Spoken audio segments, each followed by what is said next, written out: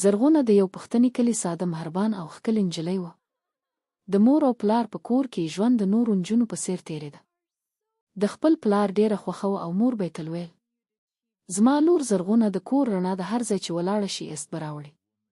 کله چې زرغونه 20 کلنه شوه، د کلي له یوه ځوان سلیم سره یې واده وشو. سلیم یو نرم خویه او زحمتک ځوان و. د واده په لومړیو میاشتو کې دواړه ډېر خوشحاله وو. ماښام به د کور په انګړ کې ناست و، د راتلونکي په اړه به یې خبرې کولې او د ښکلي ژوند خوبونه به یې لیدل. سلیم به ویل: زرغونې، زه غواړم کار وکړم، پیسې وګټم او تا ته ښه ژوند برابر کړم.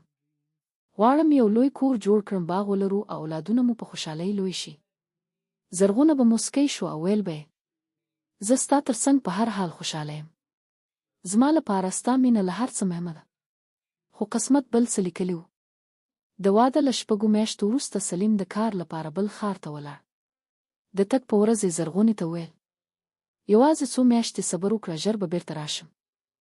زرغونې د اوښکو ډکې سترګې ورپسې وکتلې او تر هغې کتل چې د لارې په دوړو کې ورک شو. په لومړیو کې به سلیم هره میاشت خبر راستاوه. کله به یې پیسې هم رالېږلې. زرغونه به د هغه لیکونه څو ځله لوستل او د بالښت لاندې به یې ساتل. خو ورو ورو خبرونه کم شول. 1 کال تیر شو، بیا 2 کاله. وروسته لیکونه بند شول او د سلیم هیڅ درکونه لګېد. زرغونه د خپل خاوند په کور کې پاتې شو. د ورځې به یې ځان په کارونو بوخت ساته، خو د شپې به یې زړه له غمه ډک و. هر ماښام به د کور بام تختله او لرې لارې ته به یې کتل هسې نه سلیم راښکاره شي. خواښې به یې کله کله ورته ویل: لورې، ته باید د کور عزت وساتې، خلک ډېرې خبرې کوي. زرغونې به سر ټیټ کړ او چوپه به پاتې شوه، خو په زړه کې به یې ویل: زه څه ګناه لرم؟ زما خاوند ورک شوی دی، دا زما قصور نه دی. ورځې او شپې تېرېدلې. هر سهار به له لمر ختو مخکې پاڅېده. اوبه به یې راوړې، ډوډۍ به یې پخه کړه، څاروي به یې ساتل، د کور انګړ به یې جارو کاوه او د باغ کارونه به یې کول. کله به چې ستړې شوه، د یوې ونې سیوري ته به کېناسته، خو د چا د خواخوږۍ خبرې به یې نه اورېدې. د کلي ځینې ښځې به پرې رحم کاوه، خو ځینې نورې به تر لرې ګرځېدې. کله چې به د واده اختر یا خوشحالۍ کوم مجلس و، زرغونه به په یوه ګوښه کې ناسته وه. داسې به احساس کاوه لکه د خلکو ترمنځ چې هم یوازې وي. یوه ورځ چې له چیني څخه یې د اوبو منګي راوړل، د کلي یوې زړې او هوښیارې ښځې بي بي حلیمې هغې ته غږ وکړ: لورې، لږ دلته راشه. زرغونه ورغله او د هغې تر څنګ کښېناسته. بي بي حلیمې ورته وکتل او ویل: سترګې دې د غم نه ډکې ښکاري. څه خبره ده؟ زرغونې په ژړغوني غږ ویل: زه داسې احساس کوم لکه په دې نړۍ کې چې هیڅوک راسره نه وي. نه د خپل خاوند خبر لرم او نه پوهېږم چې راتلونکی به مې څه وي. بي بي حلیمې د هغې لاس ونیو او ورته وویل: لورې، ژوند یوازې د انتظار نوم نه دی. کله کله انسان باید د خپلې لارې څراغ پخپله بل کړي. دا خبرې د زرغونې په زړه کې ځای ونیو. له هماغې ورځې وروسته هغې پرېکړه وکړه چې خپل وخت به ضایع نه کوي. د خپلې مور نه یې د غالۍ او بدلو هنر زده کړی و. زوړ دار یې جوړ کړ او د کور په یوه کونج کې کار پیل کړ. په لومړیو ورځو کې به یې لاسونه ستړي کېدل، سترګې به یې درد کولې، خو نه یې ماته منه. شپه او ورځ به یې کار کاوه. څو میاشتې وروسته یې لومړنۍ غالۍ بشپړه کړه.